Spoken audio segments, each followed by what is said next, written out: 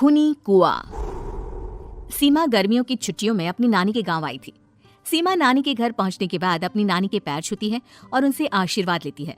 तभी उसकी नानी उससे कहती है, इतनी बड़ी हो गई मेरी सीमा, चल जल्दी से हाथ मुंह धो ले, मैं तेरे लिए खाना लगा देती हूँ। भूख लगी होगी ना? हाँ नानी, भूख तो लग रही है मुझे, आपके हाथ के बने हुए पीले दाल और चावल खाने की। कितना टाइम हो गया है मुझे आपके हाथ का बना हुआ दाल चावल खाए हुए।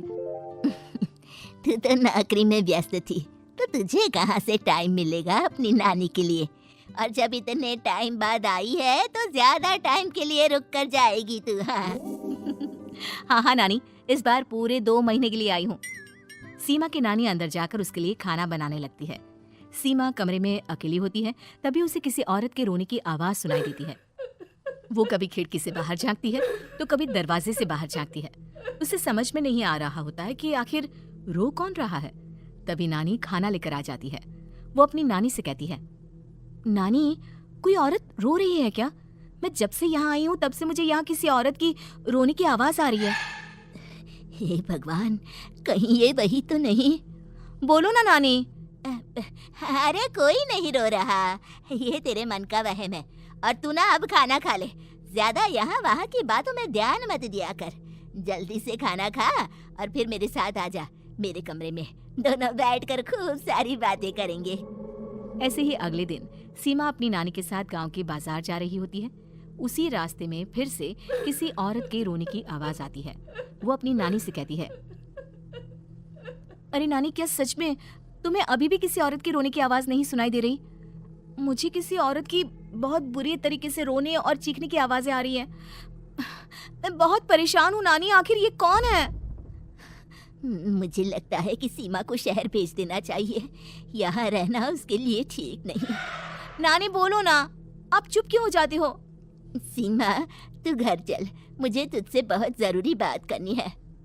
नानी सीमा को घर ले आती है और सीमा से कहती है, सीमा, कल सुबह तू शहर वापस चली जाएगी। अरे अचानक? आखिर क्या बात है नानी, आप मुझे ऐसे जाने को क्यों कह रही हो?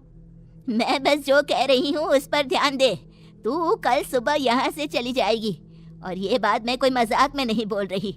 तू कल जाएगी तो मतलब जाएगी। अरे नानी, चली जाऊंगी मैं, ठीक है, पर आखिर बात क्या है ये तो बता दो। मम्मी से कोई बात हुई है या फिर मुझसे कोई गलती हुई है जो तुम मुझे अचानक से जाने के लिए बोल रही हो? देख सीमा, रात बहुत हो चुकी है और मुझे इस बारे में कोई बात नहीं करनी। चल, अब चल के मेरे साथ सो जा, सुबह की बस पकड़कर तुझे शहर भी तो जाना है। सीमा को अपनी नानी का ऐसा व्यवहार देखकर बहुत ही अजीब लगता है। उसे कुछ समझ में नहीं आ रहा होता है कि आखिर उसकी नानी उसे अचानक से गांव छोड़कर जाने के लिए क्यों कह रही है। ये सारी बातें सोचते सोचते सीमा की आंख लग जाती है और वो अपनी नानी के साथ सो जाती है। ऐसे ही आधी रात को सीमा को फिर से किसी औरत की रोने की आवाज सुनाई देती है। वो उस औरत की आवाज सुनकर बार बार करवटें बदल रही होती है और तभी उसे सपने में भी एक अजीब सी औरत की परछाई दिखाई देती है, जो इतना चीख चीख कर रो रही होती है कि सीमा डरकर उठ जाती है। वो पूरे पसीने पसीने हो रही होती है। वो अपने आसपास देखती है तो घर में बिल्कुल शांति का माहौल होता है। सीमा घबरा जाती है। वो अपनी नानी को जगाने की कोशिश करती है, मगर उसकी नानी नहीं जगती। सीमा को फिर से उस औरत की रोने की आवाज सुनाई देती है। आखिरकार सीमा अपने आप को रोक नहीं पाती और वो घर का दरवाजा खोलकर बाहर निकलती है। आखिर ये माजरा क्या है? आज तो मैं पता करके रहूंगी। अब आवाज का पीछा करते हुए सीमा आधी रात को गांव के चौपाल के पास बने कुएं के पास पहुंच जाती है, जहां कुएं की चारों ओर बेड़ियां लगी होती हैं। उन बेड़ियों में लगे हुए ताले के साथ एक लाल रंग का कपड़ा और माता रानी का कलावा बंधा होता है।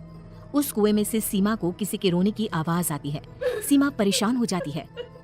इस कुएं में कौन है? कौन है यहाँ? सुनो, कौन है? कौन रो रहा है? वो चिल्ला चिल्ला कर पूछती है और साथ ही लोगों को जगाने की कोशिश करती है, मगर किसी को भी उसकी आवाज सुनाई नहीं देती। अब सीमा खुद उस कुएं के पास की बेड़ियों और तालों को खोलने की कोशिश करती है और किसी तरह कुछ देर की मशक्कत के बाद सीमा उसको खोल भी देती है। और जैसे ही वो कुआं खोलकर उसके अंदर झांकती है, सीमा उस कुएं में गिर जाती है। इतने में उसकी नानी की नींद भी खुल जाती है और सीमा को पास ना देखकर नानी परेशान हो जाती है।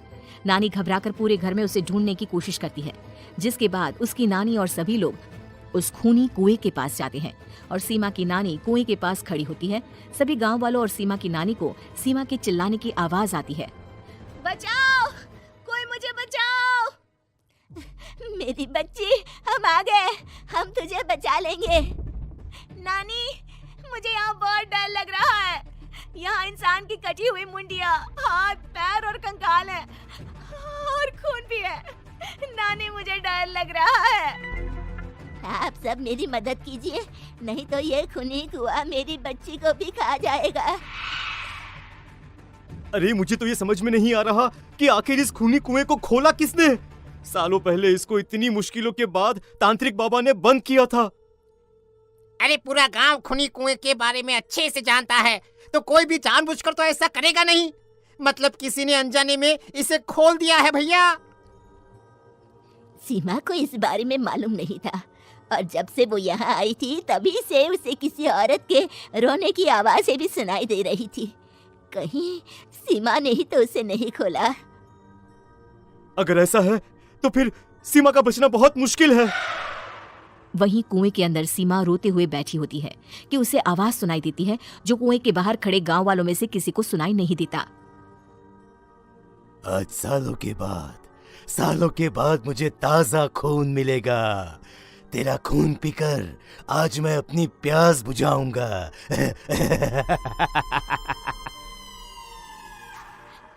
कौन है? कौन है?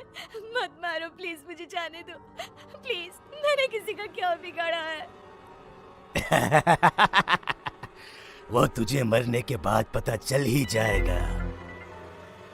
जितने में गांव वाले और सीमा की नानी कुछ सोच पाते, उतने में उन्हें सीमा के चिल्लाने की आवाज आती है और अगले ही पल सब शांत हो जाता है। क्या हुआ? सीमा, मेरी बेटी। माफ करना बहन, लेकिन अब सीमा वापस नहीं आएगी। हमें एक बार फिर से कुएं को बंद करना होगा।